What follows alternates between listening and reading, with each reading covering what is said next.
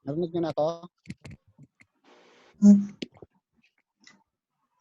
Yes, Kuya good evening po. Bitoy. Good evening. Malinaw na ba? Malinaw? Opo, malinaw po. Okay. Thanks. Thank you. Mag-speaker.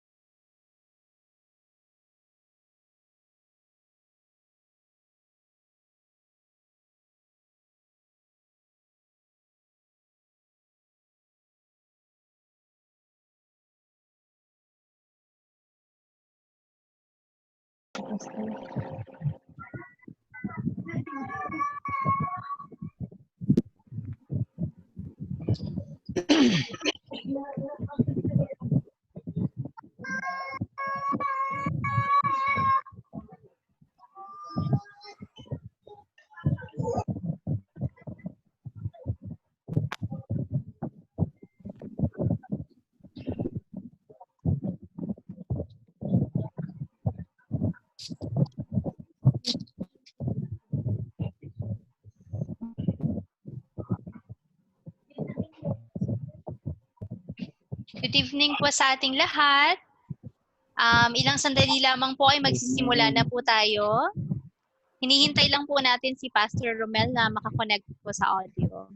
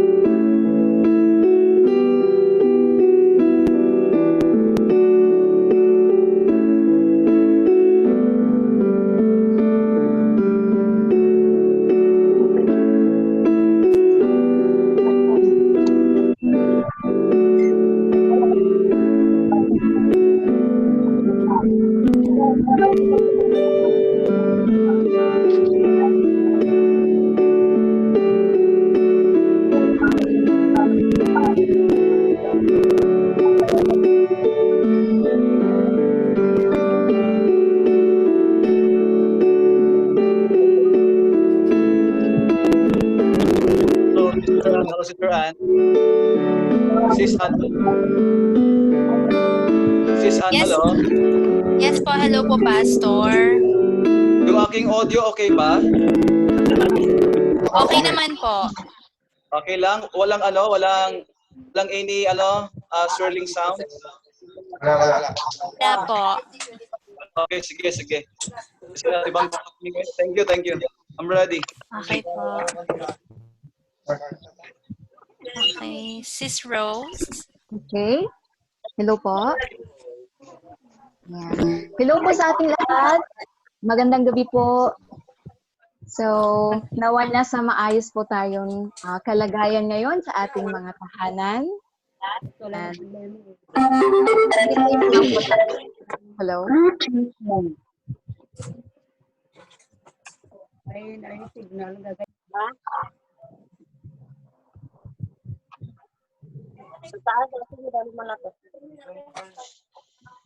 Go na, sis. Okay.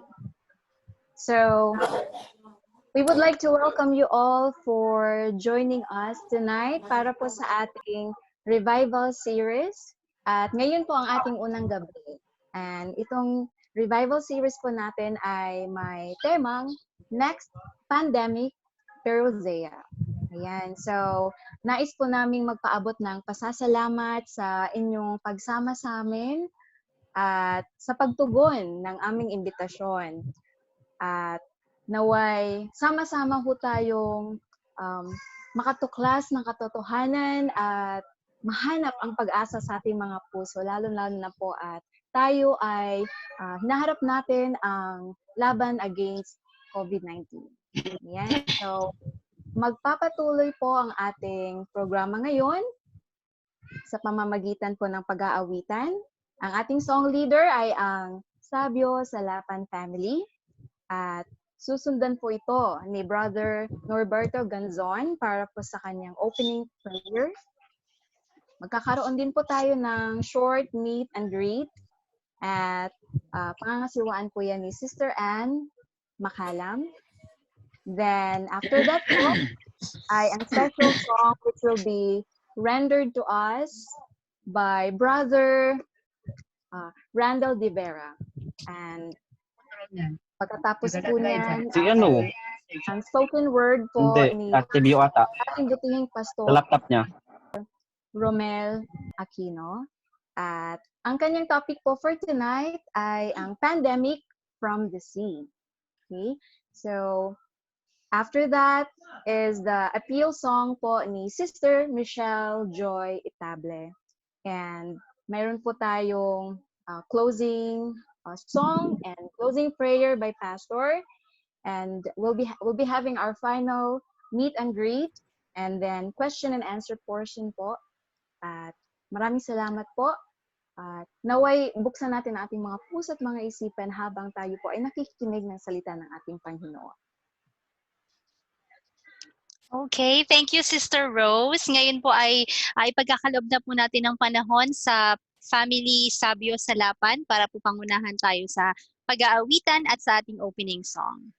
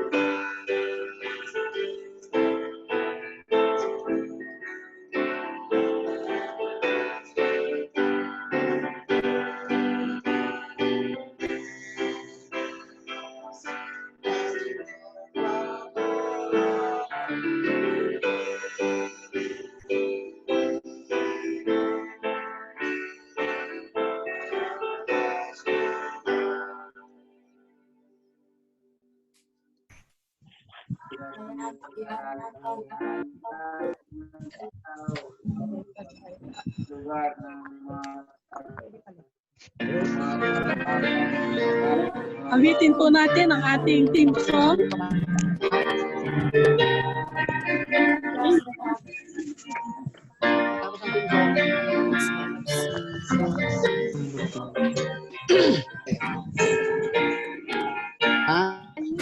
When eyes have seen the glory of the Lord, He is trumping.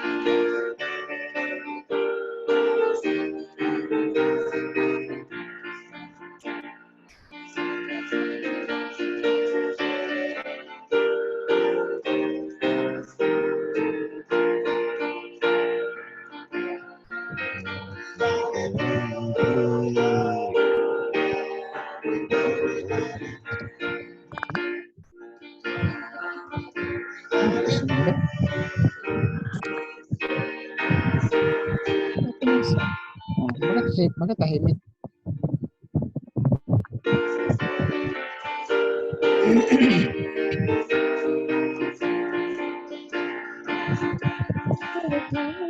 Glory,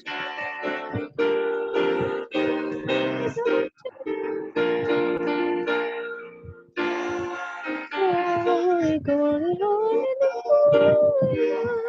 Glory, hallelujah. Glory,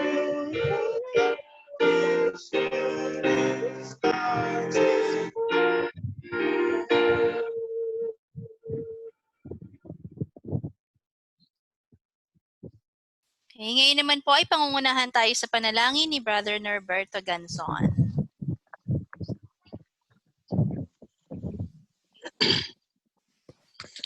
Tayo po'y tumungo sa ating panalangin, mga kapatid. Kung saan ka naroon sa iyong mga tahanan ngayon, pinanyan po kayo na manalangin. Itungo natin ang ating ulo. Dakilang Diyos na mahabagi ng iyong tahanan ay nasa mga langit. Sa oras na ito, Panginoon Diyos, marami pong salamat, Ama, sa pagkakataong ito, na muli ay lumalapit sa iyong paanan, Panginoon Diyos, upang kami patuloy na sumamba sa iyong dakilang pangalan. Narito, Ama, ang bawat tahanan ngayon, Panginoon Diyos, na kung saan manloroon ang aming mga kapatid, Panginoon Diyos, amin nilapit sa inyo, Ama, nawa ang patnubay ng banal na anghel ang siyang maranasan sa umang gabi ito, Panginoon Diyos. Salamat, Ama, sa mga kalipas na mga araw sa aming buhay na patuloy niyo kaming iniingatan, Panginoon. Narito kami buhay na nakaluhod at nakatuo sa aming ulo sa inyong paanan, Panginoon, upang patuloy namin itaas ang iyong dakilang pangalan. Amen. Sa aming pagsamba ngayong gabi, Panginoon Diyos, ay maging karapat-dapat nawa kami na lumapit at tumawag sa iyong dakilang pangalan. May hiniling sa inyo, Ama, ang inyong banal na presensya na sumasa amin sa bawat isa, Panginoon Diyos. Dapat higit, Panginoon Diyos, itong unang gabi na aming simula ng aming revival series, Panginoon Diyos. Nawa ito'y magpay hanggang nawa ang anumang hadlang ng kaaway at kami ay managumpay sa aming gagawin sa pamagitan ng inyong tulong, Panginoon Diyos. Narito kami, Ama, amin nilapit sa inyo, Panginoon Diyos, ang inyong anak na patuloy na inyong sinugo na maghatid ng pagkain sa kanyang kawan sa katauhan ni Pastor Romel Aquino. Patuloy nawa siya inyong ingatan, patuloy na palakasin, higit sa lahat, Panginoon Diyos, ang kanyang sa buhay, pagkaingatan sila, Panginoon, at kanyang kawan ay mapatuloy niya mapangalagaan, Ama, mapakain ng mga espiritual na pagkain ngayong gabi. Kami po kinig sa inyong dakilang salita na inyong ipinagkaloob kay Pastor na siyang aming kakainin na tinapay na buhay. Salamat, Ama, sa gabing ito. Kami malapit sa inyo ngayong gabi. Kami tumutungo sa aming mga ulo, Panginoon. Nagpakumbaba kami sa inyo na kami maging karapat-dapat doon sa langit na bayan. Patawarin kami, Ama, kung saan nyo kami nasumpan ng aming kalikuan. Kami ay makasalanan, Panginoon. Ngayon sa gabi ito, amin nilapit sa inyo, Ama, na kami inyo patawarin at pakalinisin upang sa ganun, Panginoon, maging karapat-dapat kami na sumalubong kung ikaw ay dumating na. At nanyo nawa kami ang buong inyong mga bayan na ngayon ay patuloy nagsamba sa inyo, Panginoon. Madatna nawa ang bawat isa na nagtatapat sa inyo, Panginoon Diyos. Aming hiniling sa inyo, Ama, nilapit sa inyo ang bawat tahanan ngayon. Akin nilapit sa inyo, Panginoon Diyos, ang aming mga anak na nawa sa kanilang paglaki, patuloy kanilang makilala at patuloy kanilang sambahin, Panginoon Diyos. Gayon din ang mga tahanan na mayroong mga kabataan, Ama, aming dinadalangin sa inyo na sila patuloy na gamitin at lumaki na makilala kanilang lubusan, Panginoon. Salamat sa gabi ito, Ama, sa inyong pagtugon sa aming panalangin. Ang biyaya nawang Ama, ang pakisama ng anak at ang patnubay ng Banal na Espiritu Santo ang siyang aming maranasan sa gabi ito. Sa pangalan ng aming Panginoong Hesus. Amen. Amen. Okay, maraming salamat, Brother Norberto, para sa pangunguna sa panalangin. Ngayon po, ay dadako po tayo sa isang maiksing meet and greet. Ayan. Parang napakadami po para isa-isahin, pero itry po natin. Hello, Sister Rose. Meron po dito walang pangalan, so hindi ko po alam kung sino. Sister Era, Brother June, Rael, ang Ganzon family, Brother Jericho, Pastor Jovan, Brother Ruben Mendoza and family, si Pastor Romel and Ma'am Angel, ang Sabio Salapan family, Gonzaga, si Brother Harry, sino po kaya yung ACR? Yan, ACR po. Earl, meron din pong Earl. Sister Jane, si Master D, Sister Anna Cordovilla, si Jazz, Brother Sunny, Sister Lebny, Sister Geraldine Luanya and family. Yung susunod po ay ID lang, hindi po natin alam kung sino.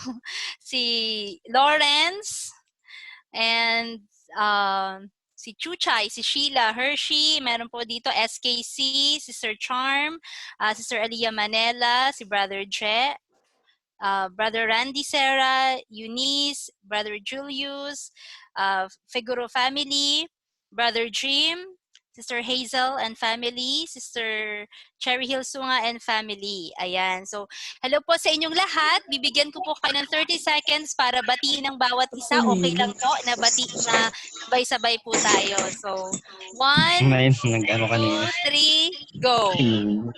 Good evening po sa lahat, inyong lahat mga kapatid.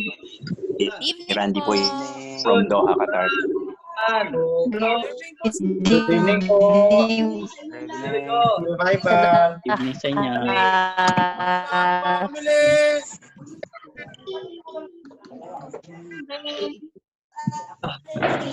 Magandang gabi sa lahat. Andito. Meron na kayo gambo.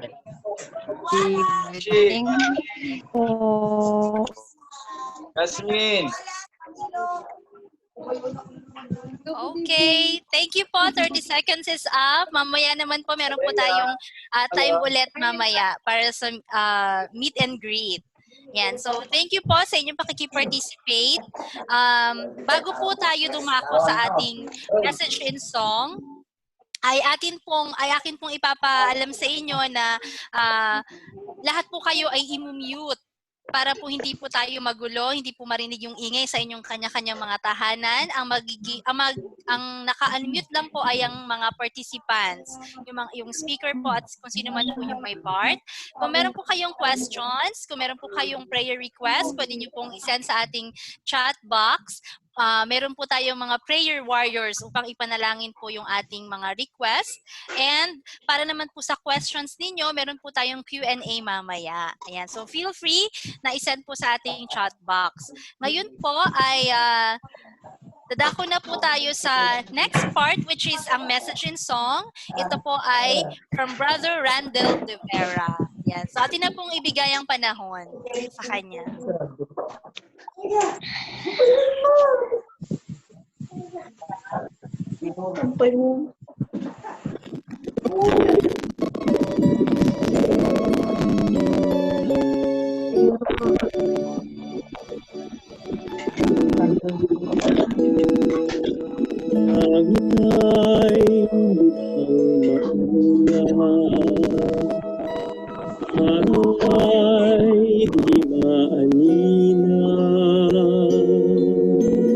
Ang gabi ay walang bituin, landas mo ay kay dilim, di matanaw ang liwanag.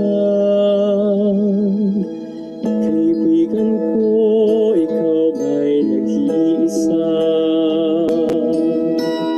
Buhay mo'y puno ng pangamba.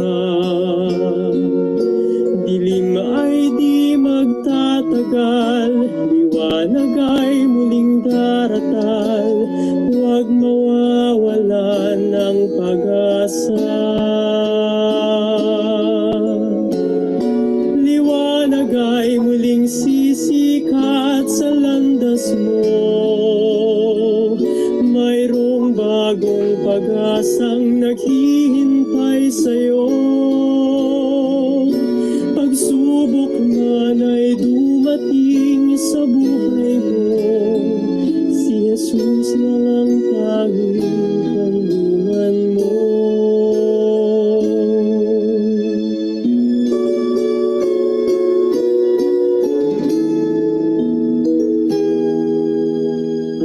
landas ba ngayong ilalakbay? Kay kipot at tila ba walang hanggan? Pag-asa mo ay napapawi, naging luha ang iyong ngiti. Nasawi ay iyong tinataglay. Ngunit ngayon, narito ang kanyang kamay. Nakahandang sa'yo'y umagapay. Pasanin mo'y kanyang babathin, landas mo ay paliliwanagin, muli bagong umaga'y darating. Liwanag ay muling sisikat sa landas mo, mayroong bagong pag-asang naghihintay sa'yo.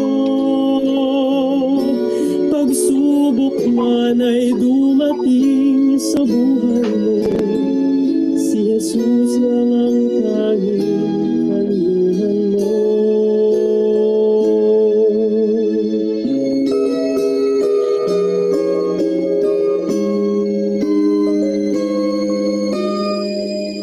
Liwanag ay muling sisikat sa landas mo, mayroong bagong pag-asang naghihintay sa'yo. Pagsubok man ay dumating sa buhay mo, si Jesus lang ang tanging kanlungan mo.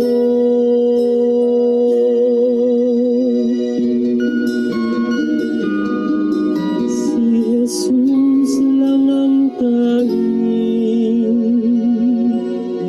kanlungan mo.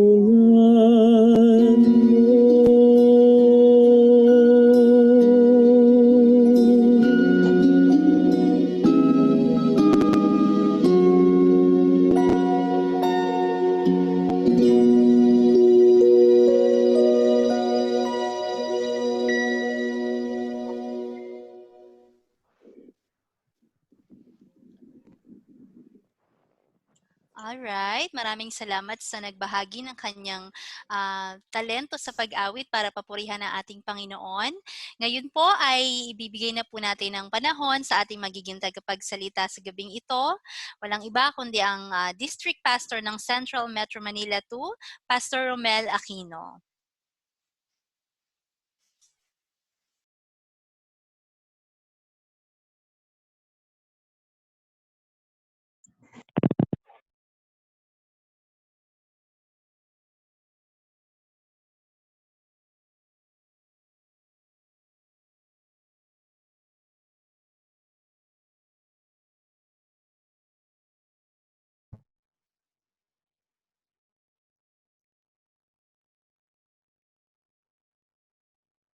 All right. Good evening. Evening. Kumusta po kayo? Kung kayo po ay maayos dyan, thumbs up. Lahat ng mga tumataba ngayon, thumbs up. Lahat ng mga masaya ngayon, thumbs up. Lahat ng mga mahaba ang bangs, thumbs up. Lahat ng may COVID, thumbs down. Okay? Welcome sa inyong lahat. Akin pong kagalakang makasama po kayo sa ating pagsamba ngayon. At I hope na kayo po ay handang-handa kasama po ang inyong mga pamilya. Ako ngayon po ay nasa isang kwarto. Katabi ko ang mismong wifi. Medyo mahina kaya inyo po akong sinyasan. Sinyasan niyo po ako kung nag-stop o anumang mga technical problem. Just let me know please. But this time I am filled with overwhelming happiness because I can see you through this digital technology. At least in this way we could have a connection with one another. Ngayon mga kapatid ko, I guess I need to dive at once sa ating pong pag-aaral. Alright? Kayo ba'y handa na? Yes or no? Yes. Hindi pa yata handa. By the way, mga kapatid ko, okay, by the way po, ang ating topic ay pinamagatang New Pandemic, Perusia. Okay? The New Pandemic, Perusia. Ano ang meron sa bago? Ano ang pandemic na yan? Ano ang Perusia na yan, mga kapatid ko? So ngayon, inyo pong ihanda ang inyong mga cellphone at mga laptop ninyo, tablets ninyo. Inyo pong ilagay sa isang lugar na hindi magagalaw upang kayo po ay hindi rin galaw ng galaw. Alright? At habang ako po nagsasalita, you just can pray for yourself because we're going to study a very serious and critical truth that we need to learn and we need to stand on in this last generation, mga minamahal kong mga kapatid. Okay? Tatlong bagay po muna ang aking gustong ipauna sa inyo. Unang-una, mga kapatid ko, okay, ito po ay pag-aaral ito, hindi entertainment. Ito po ay pagkaalam ng kanyang salita. Hindi ito Facebook, Messenger, chit-chat natin sa iba. Ito po ay isang critical na katotohanan. Hindi po ito, mga kapatid ko, isang idea lamang or data. Alright? I hope that you get my point, mga minamahal kong mga kapatid. Pangalawa ko pong gustong sabihin sa'yo, itong ministering ito ay ministry ng lahat. Kayo at ako ang mga nagministeryo sa online Zoom na ito. Walang church, walang distrito na nangunguna dito. Kundi kayo at ako, lahat tayo ay participants po dito sa ating online digital worship.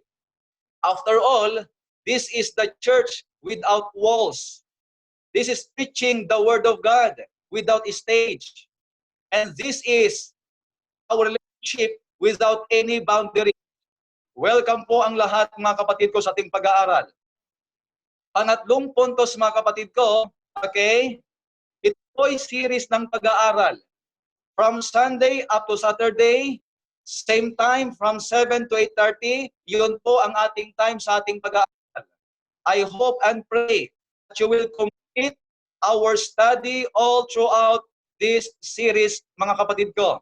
Because I believe that God has something special for you, for your family. So invite them to come and let them see our online worship, minamahal mga kapatid. Now, with that said, we're going to study the Word of God and we're going to ask first His presence through prayer. Let's pray first, please. Close your eyes. Our gracious God in heaven, we entreat your sweet Holy Spirit to be with each one of us tonight. Help us to see your beauty and to learn your truth. And may your power guide us in knowing you more and more. Help us that through this message, we'll be drawn closer to you and fell in love with you once again. In Jesus Christ, our great lover, we pray, Amen. Ngayon, mga kapatid ko, ay ako po'y mag-share ng aking PowerPoint. Okay? So, just wait for a while. Ako'y mag-share ng aking PowerPoint para mas madali po ang inyong pagkatuto.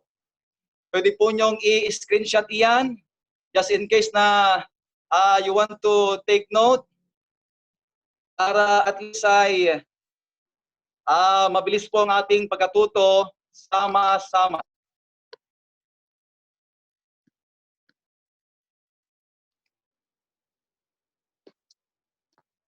Okay. Inyo bang nakikita? Inyo bang nakikita? Siguro, Sister Ann, ay mag-unmute ikaw. Yes. At Yes, Pastor. Elder June, para at least ay alam ko kung may tao pa. Baga ko naman ng signal. Nakikita po, klaro. Pero ang akin lang pong gamit ay cellphone ko. Okay? Yung aking mukha sa video, nakikita nyo ba? Yes or no? Hindi po. Hindi nakikita ang aking mukha? Hindi po. Yung profile picture nyo lang po. Ganon? Opo. Bakit kaya?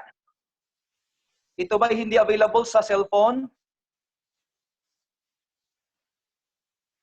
Ano pong gamit niyo, Pastor, sa pag-join ng Zoom? Cellphone po talaga, 'di ba? Yes, yes. Pag yun po yata tinanggal niyo yung tinanggal niyo po sa isang screen talaga po yatang nag-change yung picture. So ako hindi nyo makita, ganon? Sa akin po, opo, hindi ko po kayo nakikita yung profile picture niyo lang po. Ewan ko lang po sila. Pero yung slide, malinaw yung slide, malinaw? Opo, malinaw po yung slide. Alright, okay. I beg your pardon sapagkat yung aking laptop ay makita man ako sa aking video sa aking laptop pero ako'y napakalabo para kung may team. Kaya for now siguro I will just use PowerPoint. Okay lang naman kung di nyo ko makita.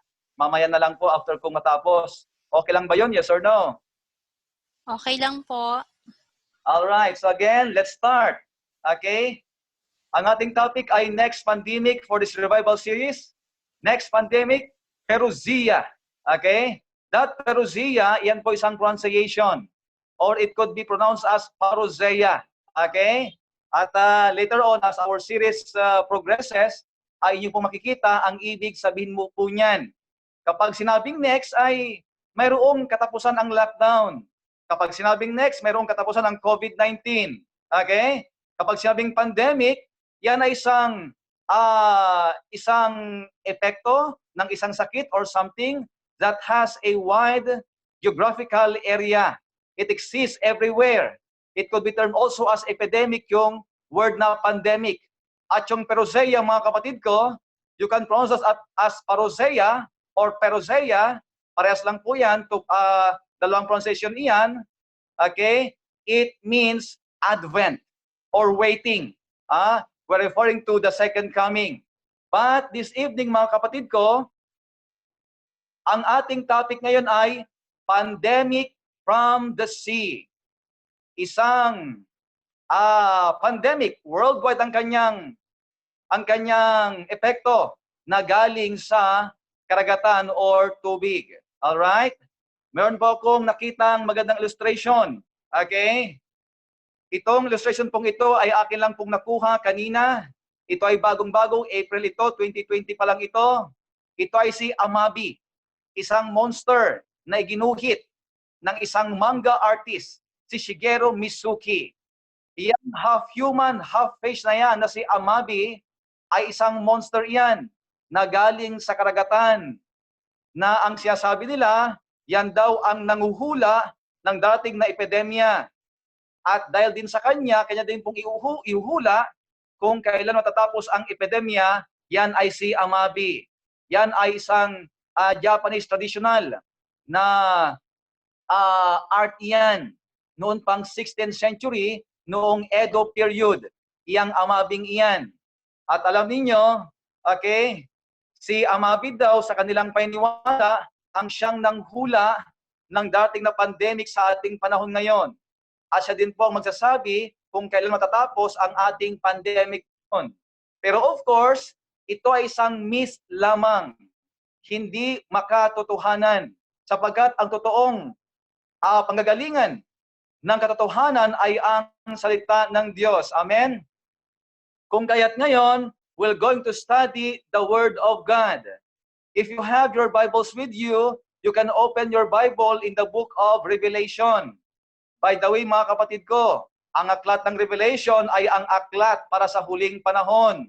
Ito na po ang huling panahon. Ito po ang ating aklat. Let's try to read on. Revelation 13 verse 1. Ang sabi po dito, Then I stood on the sand of the sea, and I saw a beast rising up out of the sea, having 7 heads. Okay lang? Okay lang, Sister Ann? Sister Ann, are you around? Yes po. Okay, kasi mayroong naka-unmute. All right. So again, I'm going to start again. Revelation 13 verse 1. Then I stood on the sand of the sea, and I saw a beast rising up out of the sea, having 7 heads and 10 horns, and on his horns 10 crowns, and on his heads a blasphemous name. So diyan mga kapatid ko, isang halimaw na nagmula sa karagatan. Anong halimaw ito na naging pandemic sa buong sanlibutan? Ang sabi po dito, mayroon siyang 10 sungay at meron siyang 7 ulo. Alam niyo mga kapatid ko, sa Biblia ay napakaliwanag. Kapag binanggit ang dagat or tubig o karagatan, Revelation 17 verse 15, yan po'y patungkol sa tao or sangkatauhan. Multitude, grupo ng mga tao kapag sinabing sea. Okay? At kapag binanggit yan mga kapatid ko, napakalinaw po ng Biblia. Ang Revelation 17 verse 9, ang 7 heads na iyan ay ang burol. Okay? Burol ang sabi doon. Ang burol na iyan ay 7 sapagkat mayroon siyang burol ng Palatin, burol ng Aventin, Capitolin, Quirinal, Viminal, Iskilin, at Silian. 7 po iyan according sa Revelation 17 verse 9 na ang 7 ulo dyan ay 7 burol. Okay? At inyong makikita dyan ang kanyang 10 korona. Kapag sinabing 10 korona, it means crown. 10 korona, it means kingdom. Nasa Daniel chapter 7 po yan, verse 24. Ang 10 kaharian noong panahon ng Roma. Ang Visigoths, Anglo-Saxons, Franks, Alemanni, Burgundians, Lombards, and so forth and so on, 10 po yan. Ang point ko dito mga kapatid ko ay, ang camera ay nakatutok sa isang halimaw na naging pandemic. Ang halimaw na yan ay nanggaling sa karamihan ng tao. May 7 burol, mayroong 10 haring kanyang hawak, at mayroong pamumusong sa kanyang ulo. Ano kayang kaharian po ito mga kapatid ko? Okay? Verse 2. Alright? Inyong makikita dyan na ang sabi dito, now the beast which I saw was like a leopard. His feet were like the feet of a bear, and his mouth like the mouth of a lion. The dragon gave him his power, his throne, and great authority. Mga kapatid ko, inyong makikita dyan na mayroong dragon. Ang dragon pong iyan ang siyang nagbigay ng kanyang lukukan, kapangyarihan, at dakilang kapamahalaan. By the way, ano po yung dragon sa Biblia? Of course, trying to review our Revelation seminar, pag sinabing dragon, Revelation 12 verse 7 to 9, that is Satan. Pero ngayon mga kapatid ko, si Satan naman, hindi siya lumalabas. Hindi siya lumalabas ng siya lang, kundi siya po ay lumalabas sa pamamagitan ng mga ahensya, ng mga bansa at ng mga kaharian. Okay? So ang ibig sabihin, ang dragon na ito ay isang kaharian na magbibigay ng kanyang kapangyarihan, luklukan at otoridad dito sa halimaw. Alam po nyo, ang halimaw pong ito ay nakakatakot. Dito, siya ay parang leopardo, na ang kanyang paa ay parang uso, at kanyang bibig ay parang leon. Alam nyo mga kapatid ko, siguro ang inyong tanong ay, bakit parang iba iyan? Sa aklat ng Daniel chapter 7, andun yung 4 beasts, 4 na halimaw. Pero ang una ay leon, ang pangalawa ay bear, ang pangatlo ay leopard, at ang pang-apat ay yung katakot-takot na halimaw. Pero dito ay baliktad. Okay? Nauna yung leopard, sumunod yung oso or bear, at sumunod yung lion na siyang una sa Daniel chapter 7. Ano po ang ibig sabihin po ito mga kapatid ko? Sapagkat sa Daniel chapter 7, nakatingin si Daniel sa pagkasunod-sunod ng makaharian. Nagsimula sa leon, Babylon. Then, Medo-Persia, oso. Then next ay ang leopard, Greece. Then next ay ang takot-takot na halimaw, Daniel 7, that is the 4th kingdom. Okay? Yan ay Rome. Pero sa aklat po ng Revelation, iyan po ay tinitingnan ni John the Revelator ng paatras. Paatras ang kanyang tingin. Okay, kung kaya nauna ang dragon, that is pagan Rome. Sumunod ang ano diyan, kung tingnan yung leopard na unang binanggit, leopard, yan po ang Greece. After pagan Rome or before pagan Rome ay Greece. And before Greece, mga kapatid ko, ay ang oso, that is Medo-Persia. At ang lion, that is Babylon, paatras niyang titingnan ang hula, mga kapatid ko, sa panahon ni John the Revelator. Okay? Revelation 13 verse 3, ang sabi po dito, I saw one of his heads as if it had been mortally wounded, and his deadly wound was healed, and all the world marveled and followed the beast. So dito, mga kapatid ko, nagkaroon daw siya ng sugat na parang ikamamatay. Isang sugat na nakikitaan na mapipigtas ang kapangyarihan ng halimaw na ito. Okay, mamaya ating pong malaman ang bagay na yan. Then next, ang verse 4, ang sabi dito, ang halimaw or pandemic na ito na mula sa karagatan, ang sabi dito, they worship the dragon who gave authority to the beast, and they worship the beast, saying, who is like the beast, who is able to make war with him. Ang halimaw pong ito, na siyang isang kaharian, ay hindi lang po siya isang civil power, mayroon din po siyang isang spiritual, religious power, mga kapatid ko. Because he is demanding men from every part of the world to worship the beast and the dragon.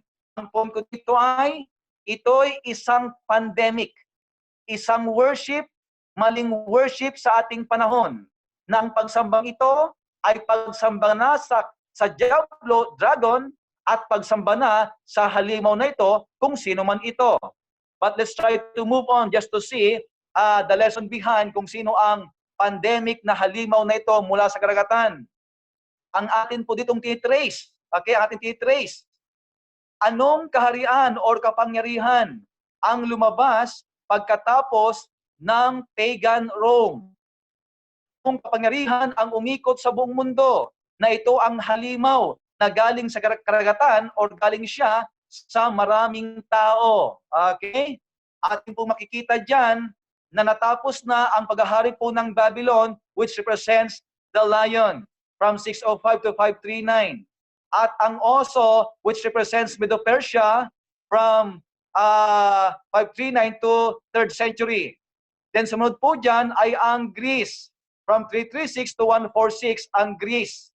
Then sumunod po dyan ay ang Rome, from 146 up to about 5th century, yan ang paghahari ng pagan Rome. Ngayon, anong klaseng halimaw iyong lumabas sa karagatan na siyang naging napakalakas sa ating panahon na ngayon? Let's try to continue on. Revelation 13 verse 5, ang sabi po dito, and he was given a mouth, speaking great things and blasphemies, and he was given authority to continue for 42 months. So dito, ang pandemic na ito, ang kapangyarihan ng halimaw na ito, ay meron siyang taning na 42 months. Okay? May taning. Ang lockdown niya ay matatapos siya sa 42 months. Alright?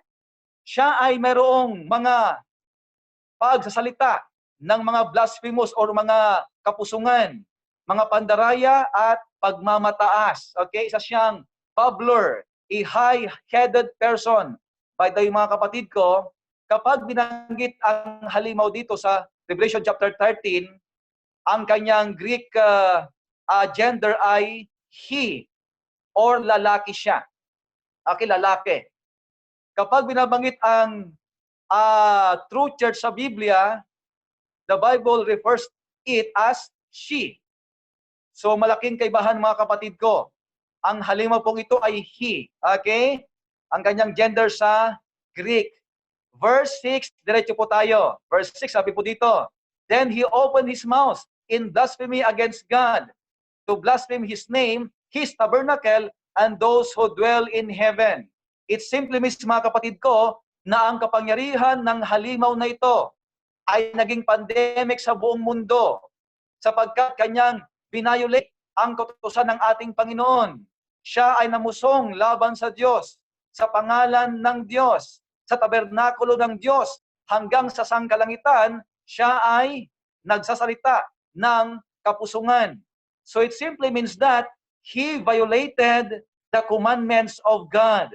Ang sabi ng Diyos, thou shalt have no other gods before me. Kanyang binayolate iyon. Ang sabi ng Diyos, huwag kang gagawa ng larawang inanyuan. Binayolate niya iyon. Ang sabi ng Diyos, huwag mong banggitin ang pangalan ng Panginoong Diyos sa walang kabuluhan. Kanyang sinira iyon. Ang sabi ng Diyos, mangilin ka ng araw ng Sabas, ikapitong araw ang pagsamba. Kanyang binayolate iyon. And so forth and so on. The point here is, mga kapatid ko, he violated the commandments of God to its fullest intensity, to its fullest frequency, mga kapatid ko, ang halimaw o kaharian na ito. Ang sabi pa po dito, it was granted to him to make war with the saints and to overcome them. And authority was given him over every tribe, tongue, and nation. Ang halimaw na ito ay marami siyang pinatay na mga banal. Kapag sinabing banal po dito, they are Christians. Okay, followers of Christ. Yung word na saint ay ginagamit po yan sa New Testament. The saint of Corinth, the saint of Philippi, the saint of Jerusalem, the saint of Ephesus, the saint of Galatia. Ang ibig sabihin, mga kapatid ko, they are living believers. Sa iglesia nung unang panahon hanggang sa kalagitnaan ay kanyang pinaslang sila. At naging pandemic, mga kapatid ko, ang kanyang pagpaslang worldwide. Ang epekto po nito. Alright? Let's continue on. Inyo pong subaybayan. Verse 8 ng Revelation 13, ang sabi dito, all who dwell on the earth will worship Him, whose names have not been written in the book of life of the Lamb is slain from the foundation of the world. Mga minamahal kong mga kapatid, ito'y isang seryosong bagay sapagkat ang kapangyarihan o ang pandemyang ito ng halimaw na ito ay nag-impluwensya sa buong sanlibutan. Na ang kanyang binago ay ang pagsamba. At dahil sa kanilang maling pagsamba sa buong sanlibutan, ang kanilang mga pangalan ay wala pa sa aklat ng buhay ng Kordero. Ang tanong ko po sa inyo ay, iyo bang sigurado na ang iyong buhay ay nasa, or pangalan mo, ay nasa aklat na ng buhay ng Kordero? Paano mo ilagay ang iyong pangalan sa aklat ng buhay? Ano nga bang aklat ito, mga kapatid ko? Alam po nyo sa Biblia, mayroong dalawang aklat na binabanggit sa Biblia. Okay? Malakay 3 verse 16, andun po ang aklat ng alaala. Doon nakalagay ang iyong lahat ng kabutihang ginawa sa harapan ng Diyos at sa harapan ng tao, aklat ng alaala. At pangalawang, mga kapatid ko, andun po ang aklat ng buhay. Revelation 20 verse 12. At maging sa Acts, okay? At Luke chapter 10 verse 20. Andun yung mga aklat na yan, mga kapatid ko. Alright? Revelation 20, meron din doon aklat ng buhay. Ang point ko, mga kapatid ko, dito ay, ang aklat ng buhay na iyan, hindi automatic ng iyong pangalan ay nasa aklat na ng buhay. Kailangan mong talikuran ang pandemyang ito.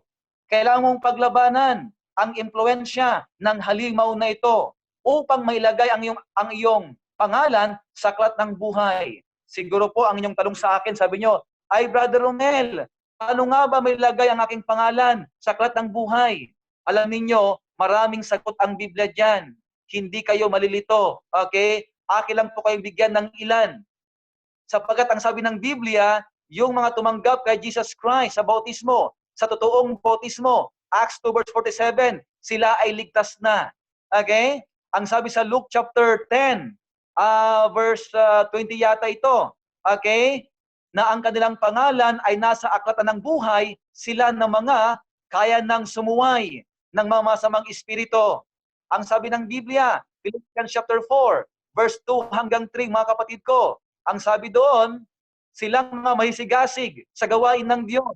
Sina Clemente, sina Eudaya, si Sintike, ang kanilang pangalan ay nasa aklat na ng buhay. Ang sabi ng aklat ng Romans chapter 8, yung mga sumusunod sa Espiritu Santo ng kanilang buhay ay nakakakitaan ng bunga ng Holy Spirit. Ang kanilang pangalan ay nasa aklat na ng buhay, sila'y mga ligtas na, mga anak na ng Diyos. Ang point ko, mga kapatid ko, ang Diyos, Kanyang ibinigay ang pamantayan upang ikaw at ako ay mayroong kasiguraduhan na ikaw ay ligtas na at ang iyong pangalan ay nasa aklat na ng buhay. Subalit, malinaw ang sabi ng Biblia, lahat ng nangananahan sa sanlibutan ay sumamba sa Kanya. Iyon ang mali.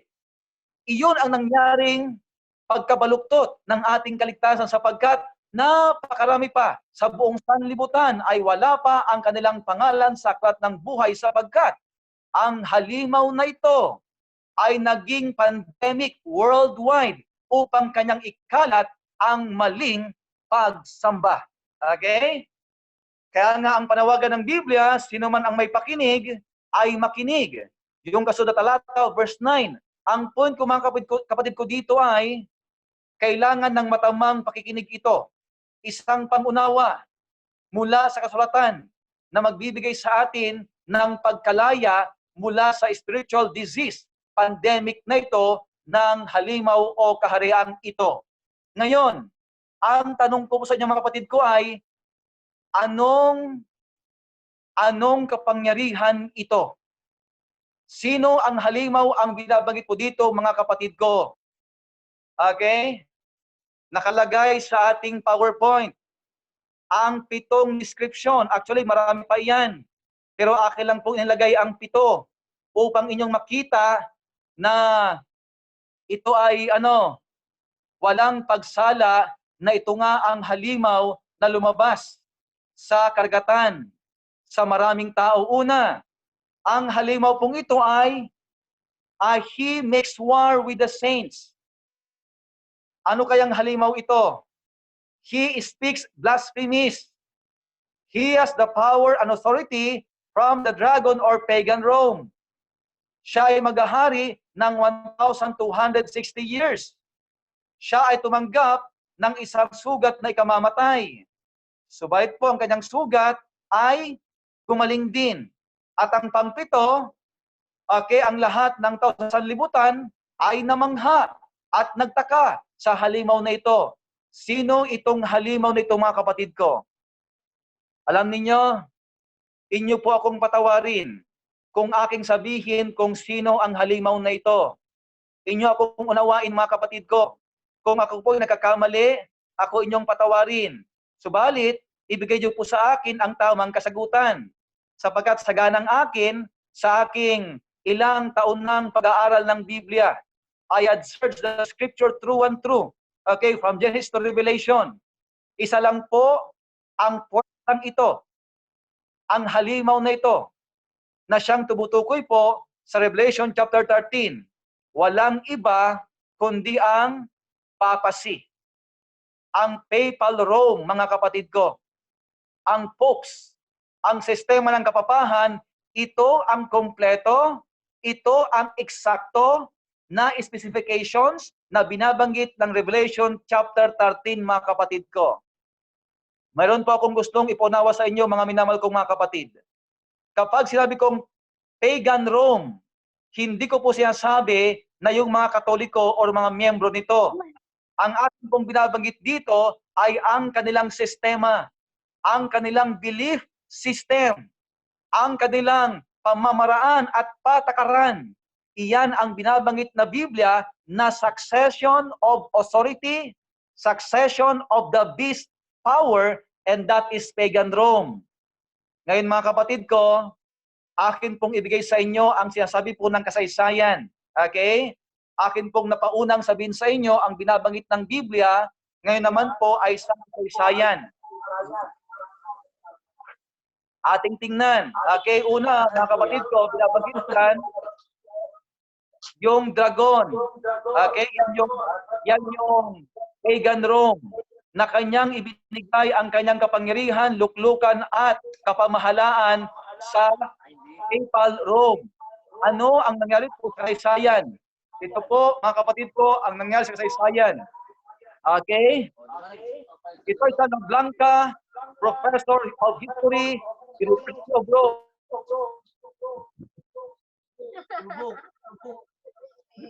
The Pontiff in Rome. When Constantine left Rome, he gave his seat to the Pontiff.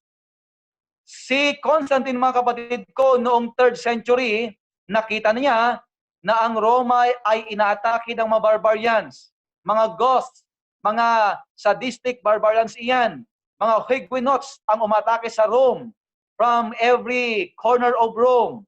Kung kahit ang si Constantine ay must go out from the capital of Rome, okay, at siya po'y umalis sa may papuntang Constantinople, that is western part of Rome. And because of that, naiwan ang Pope doon sa may center of Rome, which is Vatican City, sa may syudad, mga kapatid ko. Okay? Ito pa ang sabi ni Leroy Fromm, prophetic faith of our fathers. Ang sabi dito, from this time on, the bishops more and more involved in worldly events, no longer belong solely to the church. They are men of the state and the rulers of the state. So it simply means, mga minamahal ko, by 3rd century, the bishops and the priests, they are dominating the parliament of Rome. Sa mga senate nila, ay mga priests and bishop ang andoon. Bishops and priests are being revered because of their high position in society. Yun na ang unti-unti, very gradual, ang pagkakaroon ng kapangyarihan ng kapapahan. Subalit, mga kapatid ko, mayroong nangyari sa kasaysayan noong 5th century. Alam nyo, ako nagbasa ng kasaysayan, akin pong nalaman si Silverius. Ito ay dating bishop ng Rome, si Silverius, or Pope ng Rome. Si Silverius ay isang godly Pope, itong si Silverius. Ayaw niyang makipagdigma. Subalit po, si Justinian na isang emperor ng Rome, siya nakikipagdigma sa mga barbarians na galing ng Germany. Okay? At nakikita ni Justinian na siya nasa delikadong pakikipagdigma. Kung kaya't siya ay humingi ng tulong kay Silverius na bishop ng Rome. Subalit, ayaw ni Silverius ang makipagdigma. Ano ang ginawa ni Justinian sa panahong ito? Na ang Rome ay nalagay sa alanganin. Okay? Atin po munang basahin dito ang kasaysayan. Prophetic Faith of Our Fathers, Volume 1, page 516. Asay po dito. In 537, Silverius was banished by Belisarius, and the deacon Vigilius was then elected bishop. Ang point dito ay, noong nakapasok si Justinian sa siyudad ng Vatican, andoon si Silverius, ay kanilang dinakip si Silverius at kanilang tinanggal sa kanyang pagkaluklok at kanyang ipinalit si Vigilius. Okay? Si Belisarius ang general ni Justinian. Sila ang nag-depose kay Silverius. At si Vigilius na ang kauna-unahang bishop ng Rome ng 5th century, na siya din po ang kauna-unahan na nagkaroon ng kapangyarihan sa estado at sa iglesia.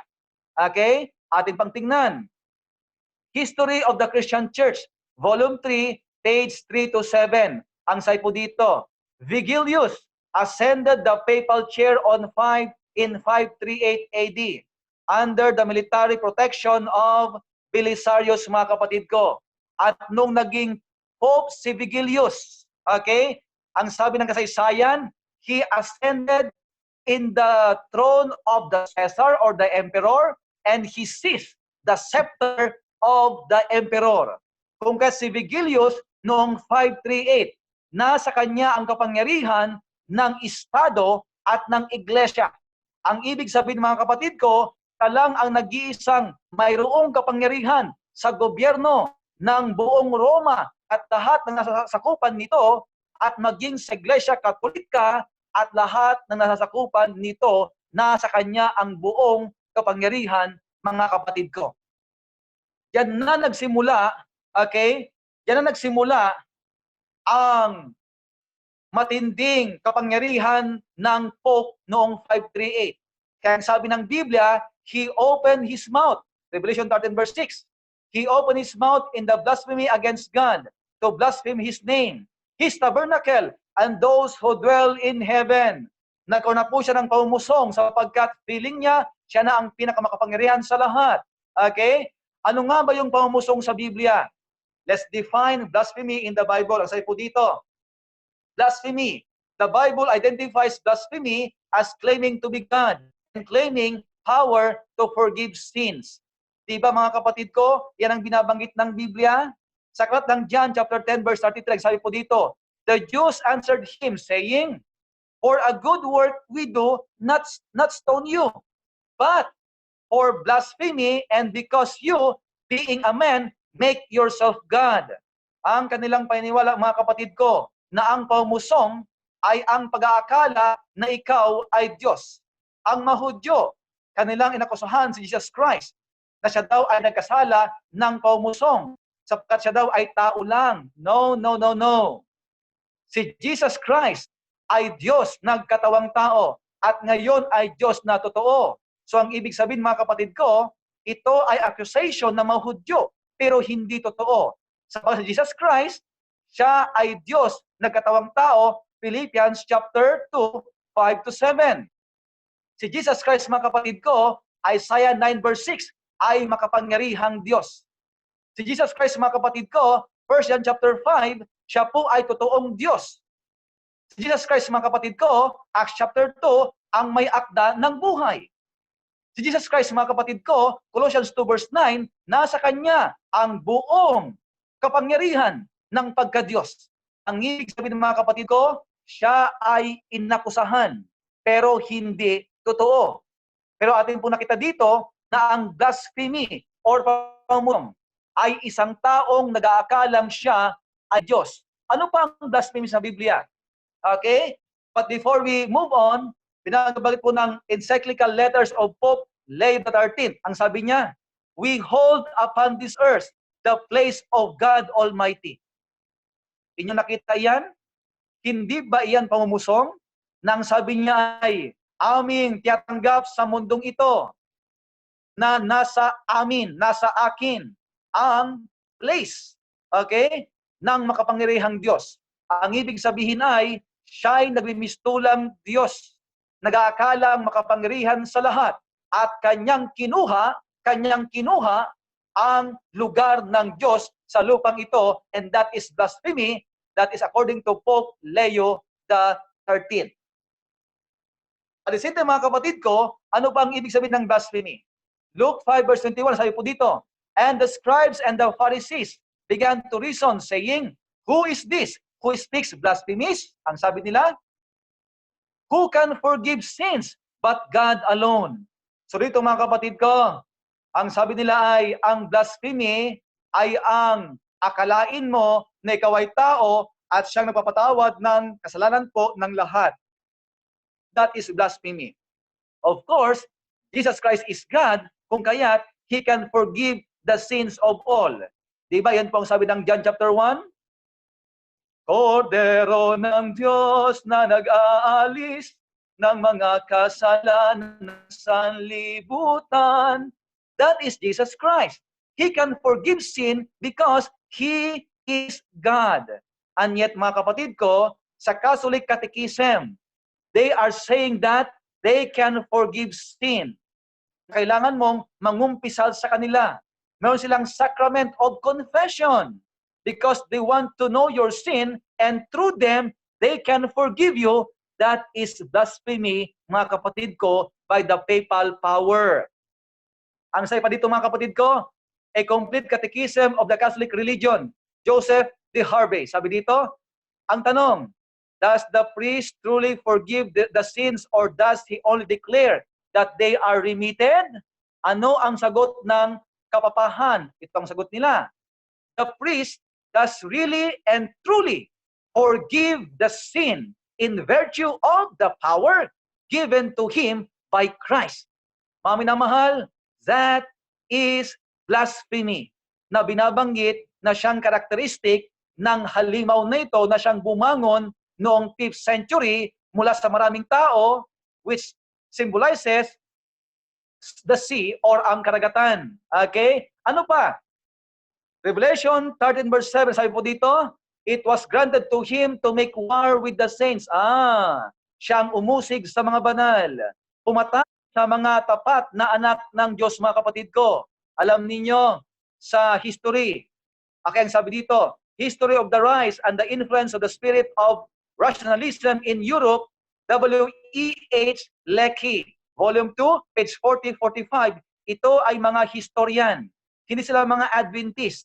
Mga historians ito, hindi po sila mga religionist. Ang sabi po nila dito, the Church of Rome has shed more innocent blood than any other institution that has ever existed among mankind. Will be questioned by no Protestant who has a competent knowledge of history. Ang ibig sabihin ng mga kapatid ko, walang question na ang Katolisismo ang pumatay sa maraming mga banal. Actually, mga kapatid ko, lahat ng mga marunong sa kasaysayan ay kanilang alam ang binabanggit na Dark Ages. Alam nyo, ang Dark Ages na iyan, inyong isearch sa Google, okay, inyong makikita na minsan lang nangyari ang Dark Ages na iyan. At iyan ay matagal na panahon. Mahigit 1,000 panahon iyan ating malaman ang eksaktong ilang taon iyan.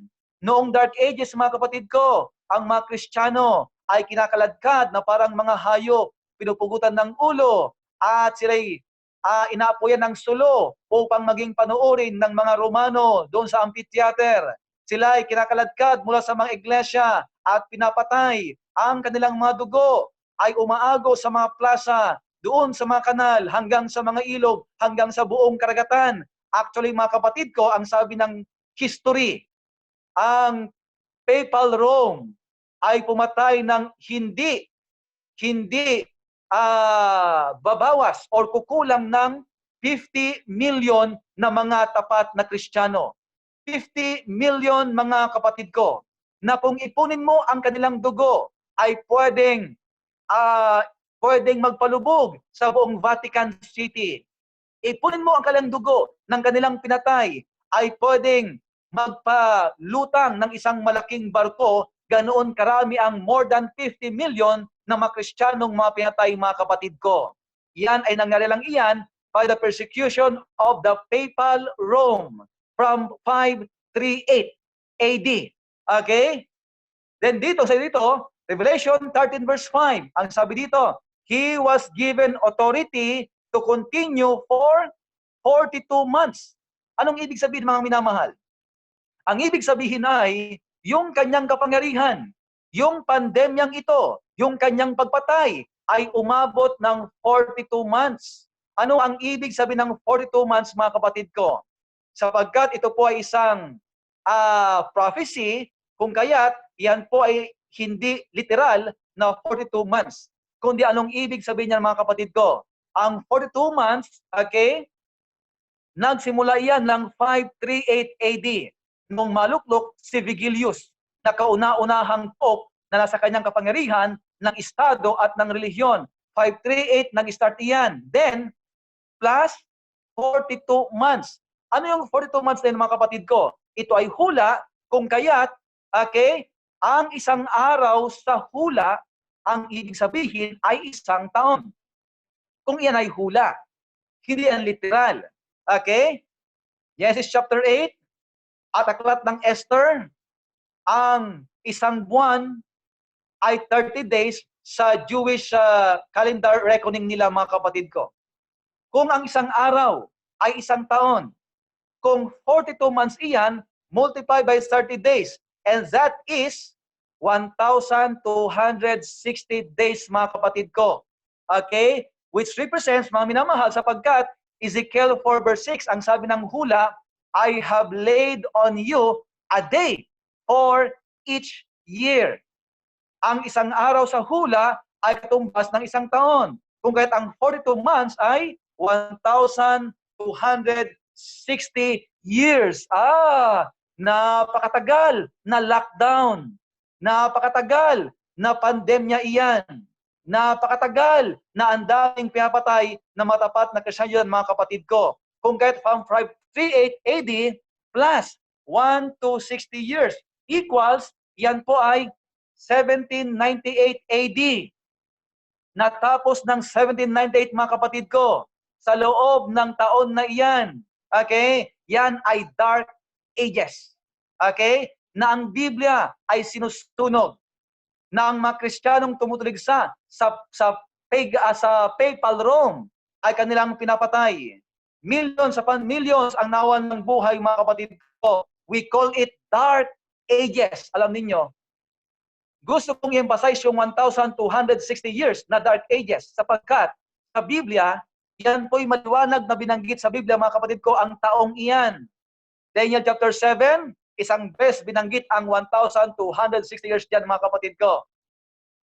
Revelation chapter 12, 2 beses binanggit iyang 1 to 60 years na iyan. Maging sa Revelation chapter 11, halos 3 beses po. 3 beses binanggit ang 1,260 years na yan, mga kapatid ko. Ang point ko dito ay, pinagdiinan ng Biblia na iyan ang pag-uusig sa mga banal. 13 verse 3, ang sabi po dito, I saw one of his heads as if it had been mortally wounded. May katapusan ang pandemya, mga kapatid ko.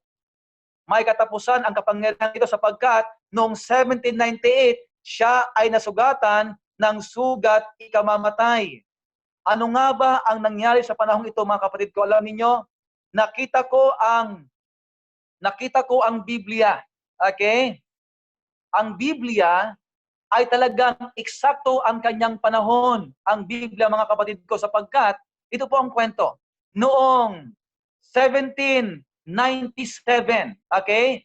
1797, si Pope Pius VI ay nagkasakit. Ang sabi nila, siya'y mamatay na. Kung kahit si Joseph Bonaparte, ang kapatid po ni Napoleon noong 1797, ang sabi ng revolutionary government ng France, ang sabi niya, iyong pagplanuhan na patalsikin ang Pope na iyan. Kung siya'y mamatay, palitan mo agad siya, pero wag ang Papa ang kanyang ika. Kanilang hinihintay na mamatay ang Pope noong 1797. Subalit, siya ay gumaling sa kanyang sakit, mga kapatid ko. At noong 1798, si Napoleon Bonaparte, ang magiting na general ng France, okay, ay umatake sila sa may Vatican City kasama ang kanyang general, si General Belisarius, at kanilang dinakip ang Pope, mga kapatid ko, sa kanyang altar. At kanilang kinuha ang kanyang singsing. At siya'y kinuha mula sa kanyang iglesia doon sa may Vatican. At ikinulong sa may part ng Italy. At inilagay sa France. At sa kanyang pabalik-balik na pagkabilanggo sa iba't ibang lugar, siya'y namatay na akid ng di kalaunan. Pero ang point ko, mga kapatid ko, noong 1798, okay, diyan tinanggal sa kapangyarihan ang Pope upang mamahala sa estado at sa iglesia, mga kapatid ko. Ito ang sinasabi ng kasaysayan. Okay? Ang sabi dito ng kasaysayan, in 1798, Berthier made his entrance into Rome. Okay? At ano ang nangyari? He abolished the papal government and established a secular one. Yan na ang nangyari po sa kasaysayan, tinanggal na sa estado. Okay, at pamamahala ang kapapahan noong 1798. At ang sabi po ni Napoleon Bonaparte, ang sabi niya, wala nang susunod dito na papa. At mga kapatid ko, ang buong Italy ay nawalan ng Pope sa mahigit 100 years. Ay walang Pope na nangasiwa sa estado at sa iglesia. Mahigit 100 taon, mga kapatid ko. na walang pope na sumunod, na binigyan ng kapangyarihan sa gobyerno at sa iglesia. That is the mortal wound na kanyang naranasan. So dito mga kapatid ko, natupad ang hula noong 1798, eksaktong-eksakto, okay? Eksaktong-eksakto doon sa binabanggit ng Biblia na 1798. Okay, doon natapos ang paghahari ng kapapahan. Andun po si Mussolini. Alright? Si Mussolini, inyo pong makikita dyan kung ano ang kanilang ginawang Lateran Pact. Kasama si Gaspari. Noong 1929, July, okay? 1929, ay pinirmahan po ni Mussolini at ni Gaspari na ibalik muli ang kapapahan pagkatapos ng mahigit na 100 taon. Si Mussolini ay isang dictator. Siya ay nagpamahal ng mga totalitarian rulers sa buong Europa. Maging si Hitler ay malaki ang kanyang influensya kay Hitler, mga kapatid ko. At si Mussolini ang nagtatag muli ng kapapahan noong 1929. Ang point ko, mga kapatid ko, ang sabi ng Biblia, ang sugat na kanyang ikamamatay ay gumaling. Okay? Yan po ang binabanggit sa kasaysayan. Yan po nasa San Francisco Chronicle. Okay, nakalagay iyan. Andyan ang Roman Pact, ang Lateran Pact, mga kapatid ko. Okay? So dito, mapapansin nyo dito na natupad ang hula na binabanggit po sa Biblia.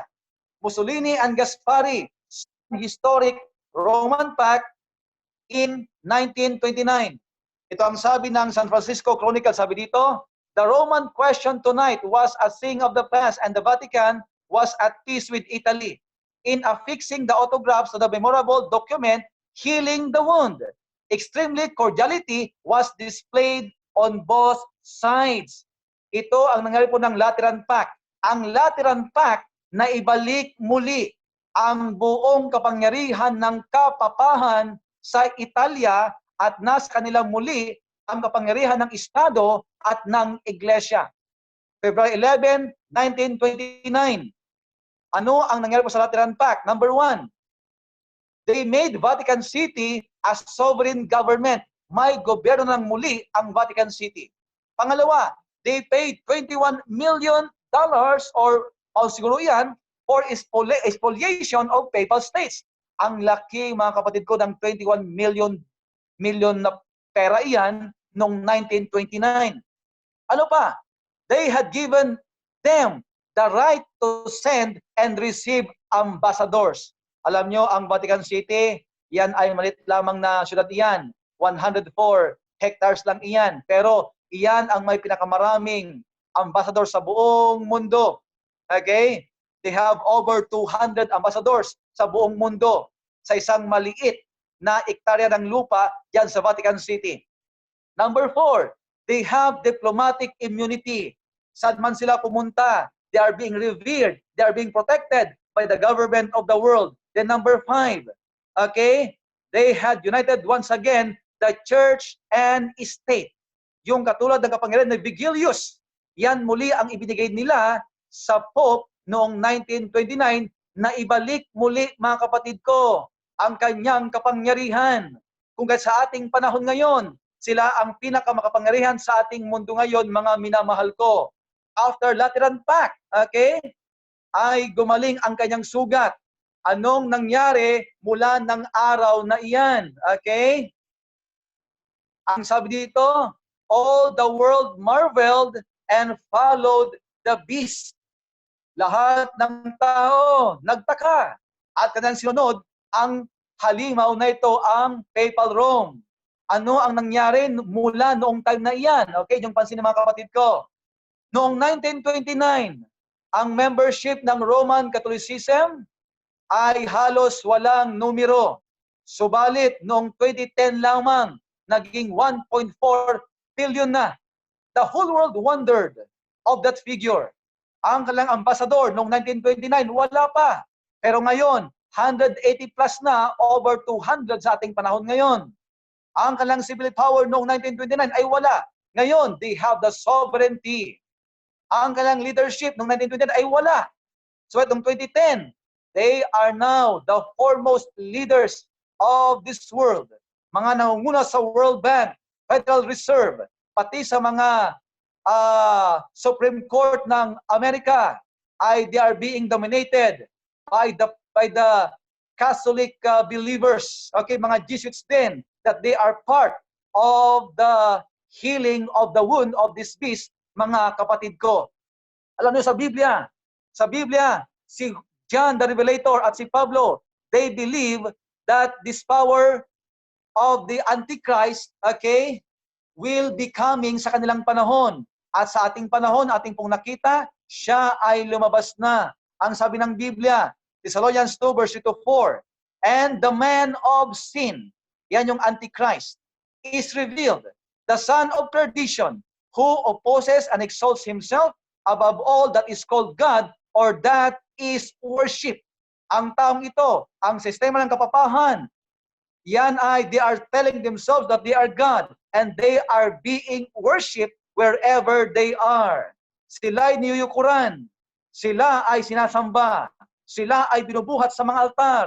Sila lang ang tao na pinaggagawa na yan sapagkat they are calling themselves God of this earth.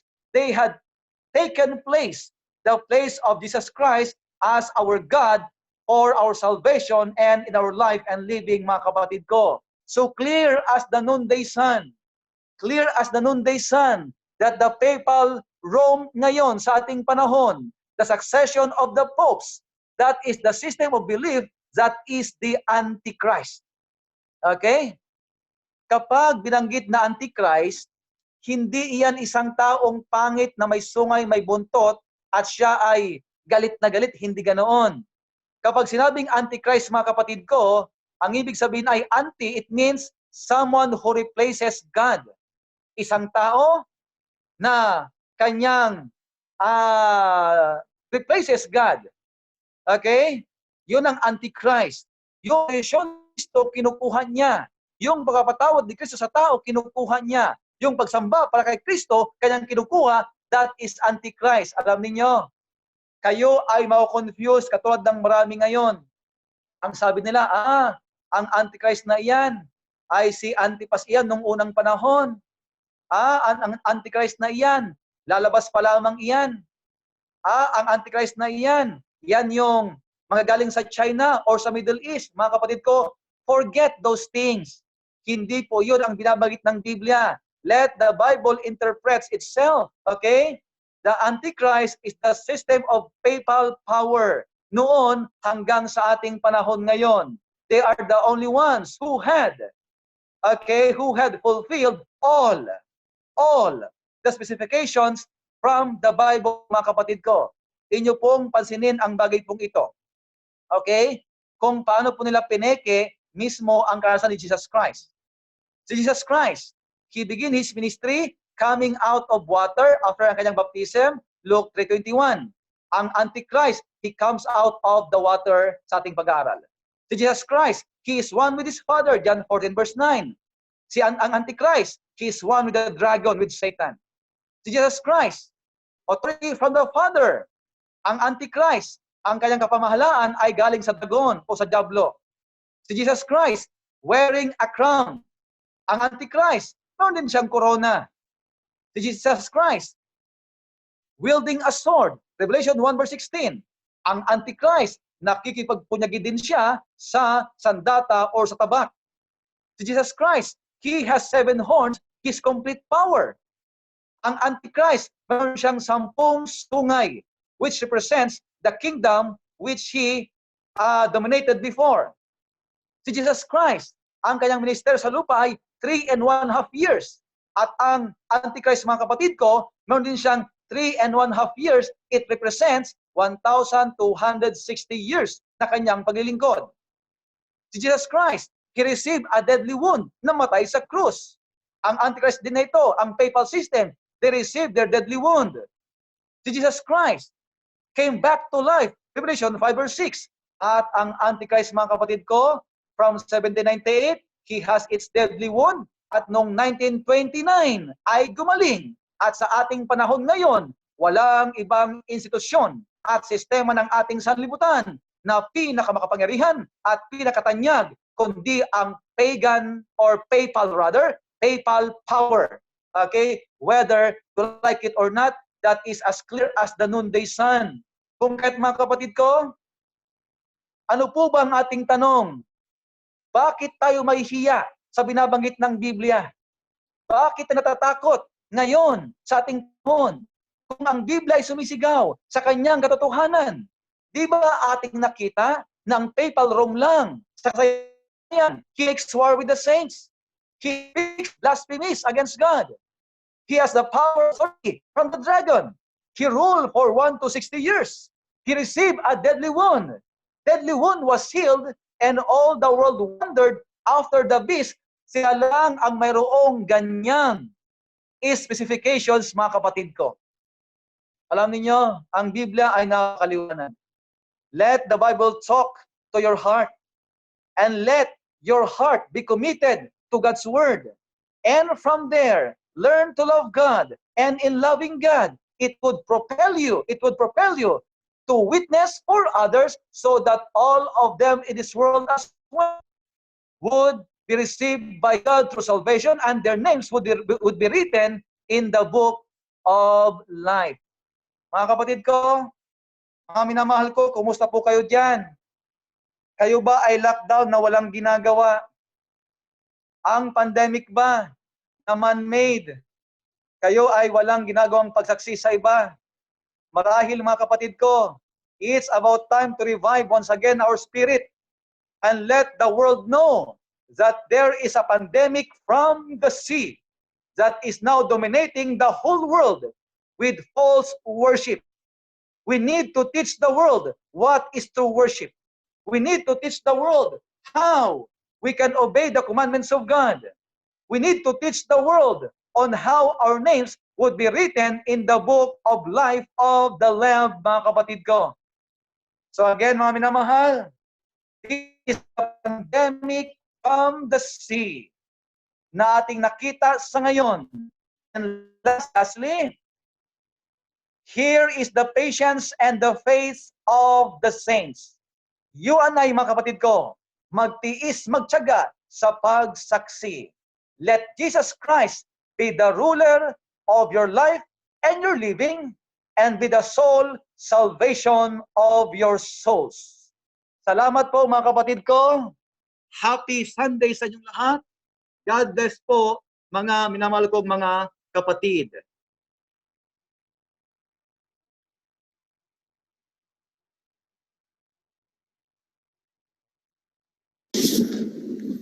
Hi! Magandang araw or magandang gabi po sa inyong lahat. Nasang sulok man po kayo ng daigdig. Ako po ay nananalangin na sana po kayo po ay nasa mabuting kalagayan, happy and healthy. At this point po, kakanta po ako ng isang song sa inyo. Ang title po nito ay May Kasama Ka. Ito po ay naisulat ko several years ago. Nung time po na nagre-review po ako for CPA board exam at parang minsan nararamdaman ko na gusto ko nang sumuko. Pero paulit-ulit na nire-remind sa akin ng Diyos na hindi ako dapat sumuko dahil kasama ko siya. Share ko lang din po, nagkaroon po ako ng mga trials relating to this song kasi there was a time po na na-accuse ako na ninakaw ko daw itong song na ito, which is hindi naman po totoo kasi alam po ng Diyos at siya po mismo yung nag-inspire sa akin para isulat ito para sa Kanya at para din po sa mga taong makakakinig. So, ang importante naman po is we serve our God with our heart at we bless others through our music, through our talent. So, ngayon po, nais ko siyang kantahin ulit para sa inyo at especially po sa mga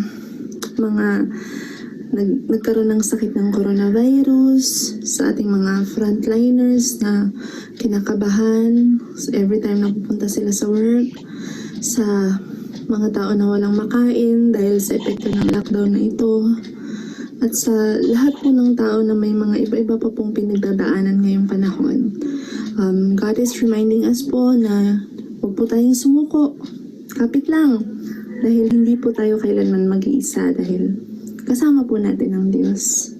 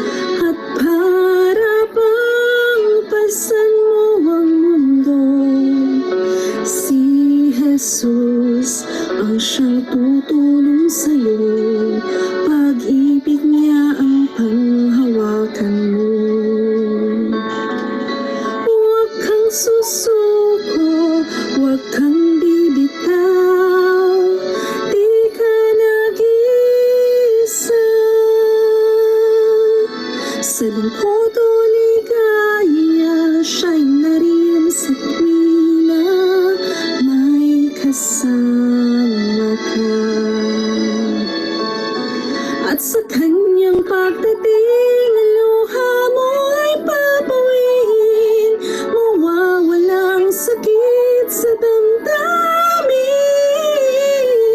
Ang iyong bawat luha'y papalitan niya ng ligaya, at habang buhay na kasama siya.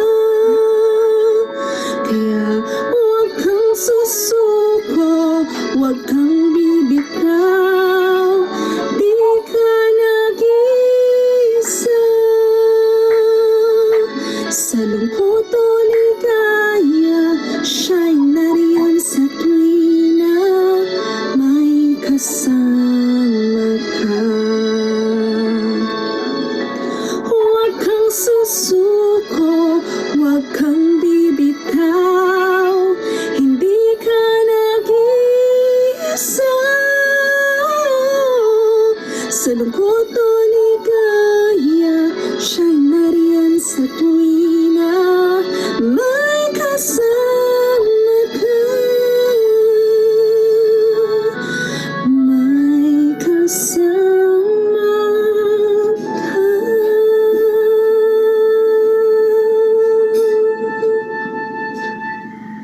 God bless you all. God loves you. Keep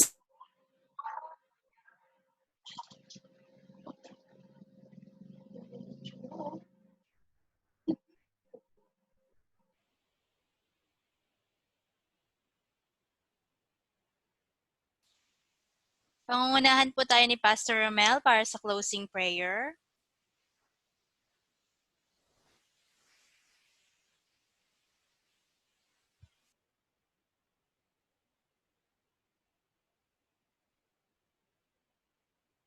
Tayo po'y mag-pray. Aming Panginoon, salamat po sa liwanag ng iyong salita. Salamat, Panginoon, sa inspirasyon ng awitin pong aming narinig. Salamat po, Diyos, na ang presensya po ng bawat isa ay nagbibigay sa amin ng kalakasan upang kami magpatuloy sa aming paglilingkod ng buong katapatan sa iyo. Panginoon, amin pong nakita ng maliwanag kung sino ang halimaw na ito na siyang gumagawa po sa aming buong sanlibutan. Panginoon, tulungan po kami turuan na huwag po kaming maapektuhan, na huwag kaming mahila ng gawa ng sanlibutan at mawala ang aming mapangalan sa aklat ng buhay. Kundi bagkus, Panginoon, palakasin ang bawat isa. Ibigay sa amin ang inspirasyon na magtapat sa iyo, O Diyos. At nawa kami yung iligtas sa mga gawa ng kaaway at gawa ng masamang tao. Ibigay sa amin ngayon ang kapayapaan at kapatagan ng iyong pagliligtas sa amin bawat isa. Ito'y aming tinanggap ngayon sa pangalan po ni Jesus. Amen.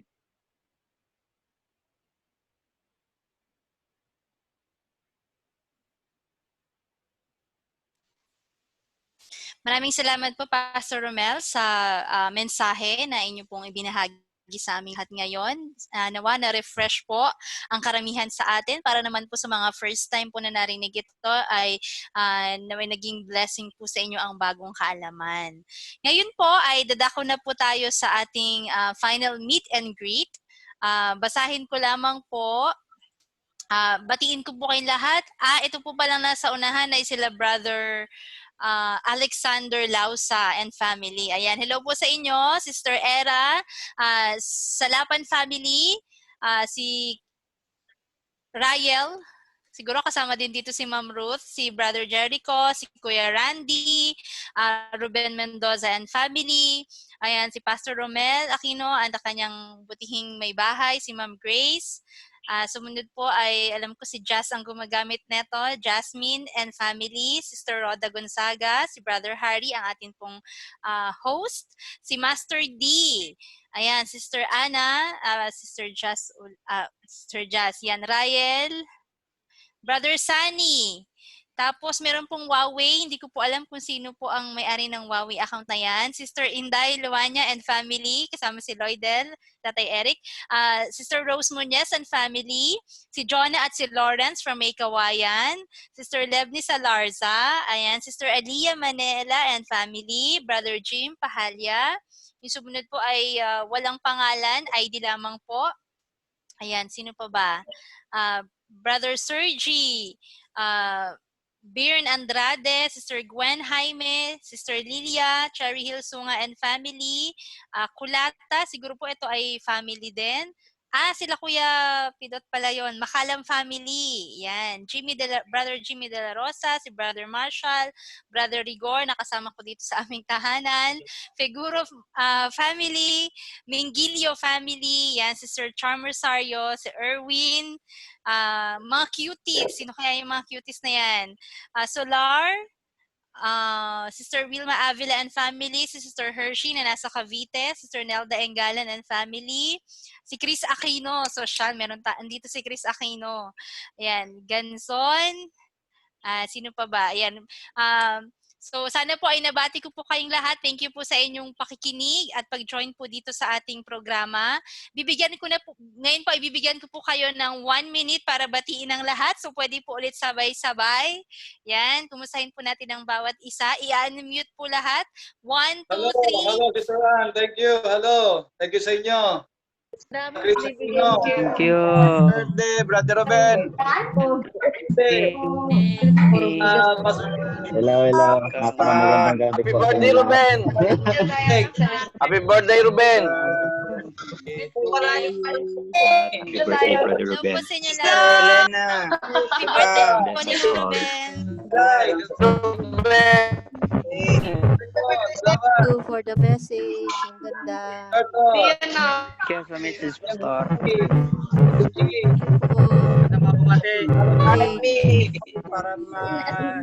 Para sa ating ibang brothers, sisters. Message, Pastor.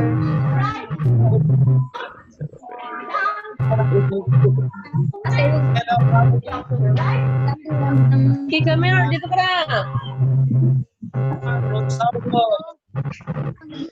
Yan. Sana magkita po tayo ulit lahat as soon as possible. Hi.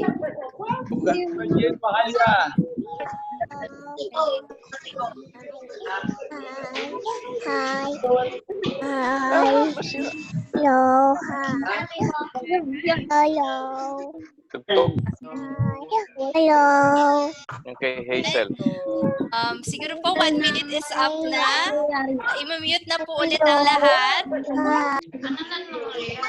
Nag-hi-hi lang.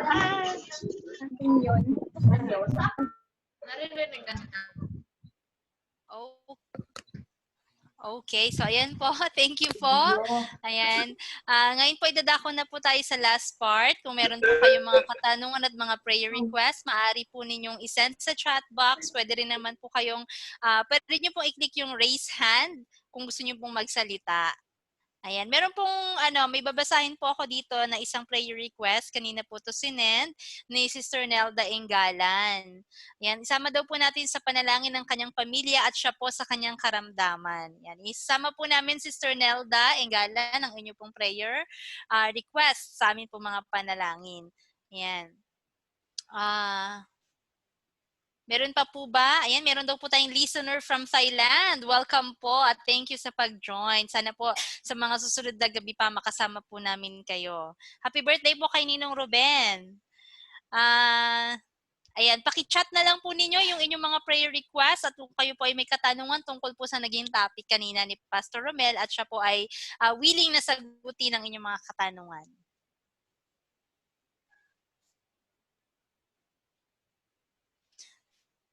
Sama daw po natin sa panalangin si Sister Chills Makalam o Jing, si Jing Makalam. Yan. May tinanong po ni Chris Aquino, bakit daw po pandemic yung title? Sagot agad daw po, Pastor. Nasaan na si Pastor?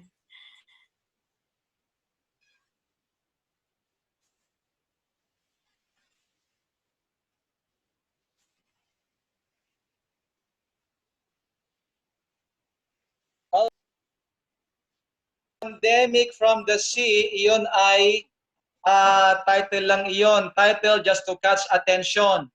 Pandemic sapagkat worldwide ang effect nito. Worldwide.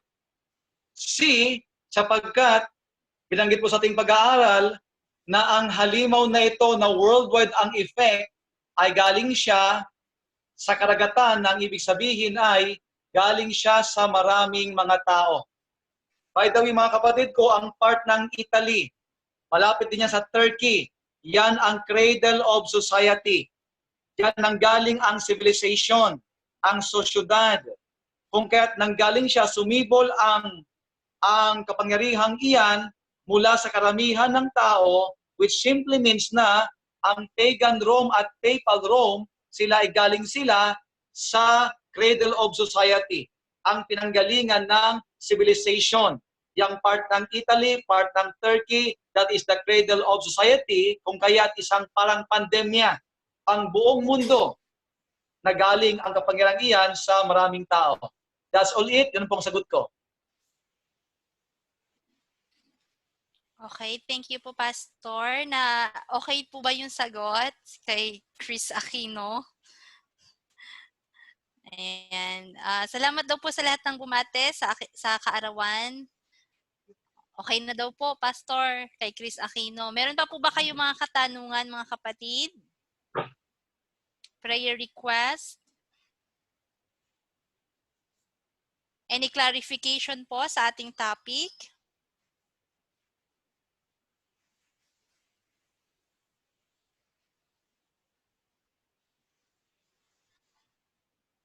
Sino daw po yung namuno pagkatapos nawala yung papa? Si Pope Pius VI, siya ay dinakip noong 1798. At after ng 1798, ay wala nang sumunod na Pope na mayroong kapangyarihan sa Estado at sa Iglesia. Actually, mga kapatid ko, ang Bishop ng Vatican after ng 1798 ay hindi sila nakalabas ng Vatican, doon lang sila, hindi sila makalabas ng Italy or ng Roma sapagkat off-limit sila, wala silang power sa government. Okay? Then, pagdating ng 1929, more than 100 years ang lumipas. More than 100 years ang lumipas. Doon lang ibinalik, okay, ang muling kapangyarihan ng kapapahan noong 1929 ni Mussolini at ni Gaspari. Okay? Kaya nga noong 1929, then about 1940s, ay andyan na si Pope John Paul II. Hanggang early 2000, ay si Pope John Paul II II na, siya na ang pinaka-famous at makapangyarihang papa after ng 1929.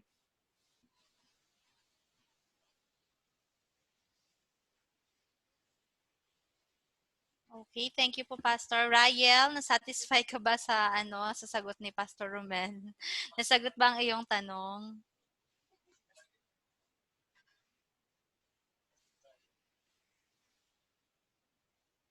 Si Ma'am Ruth daw po pala yung nagtanong nun, Pastor. Okay po. Meron pa po bang mga tanong?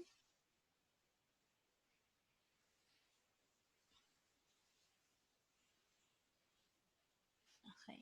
Pastor, mukhang wala na po sila mga tanong. May announcement po ba kayo? Alright. Yes, next time around, salamat po. Bukas po, I will going to study about pandemic from the land. Isang pandemya, isang worldwide effect ito na nanggaling sa lupa.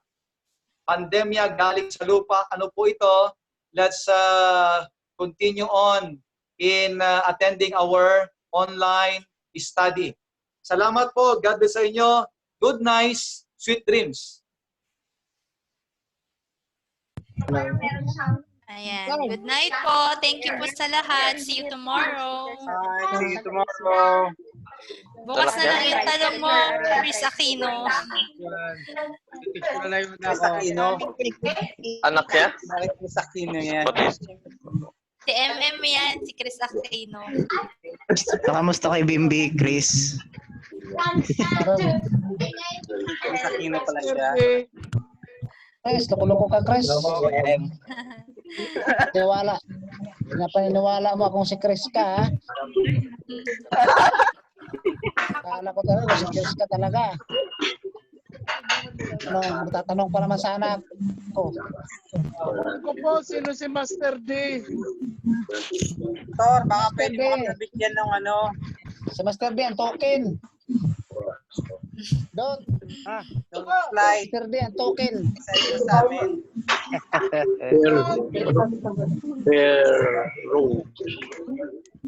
Para ma-record natin yung ano. Master D. Core team, yung ating core team, meeting tayo. After 5 minutes. Sige po. Elder John, tayo mag-meeting. Ay, Elder, Sister Ann, meeting tayo after 5 minutes. Sige po. Salamat po, salamat. Good night. Good night. Tol. Good night po sa lahat. Sa lahat. Bye. Bagay, Ma'am Gwen. Bye-bye. Thank you for me.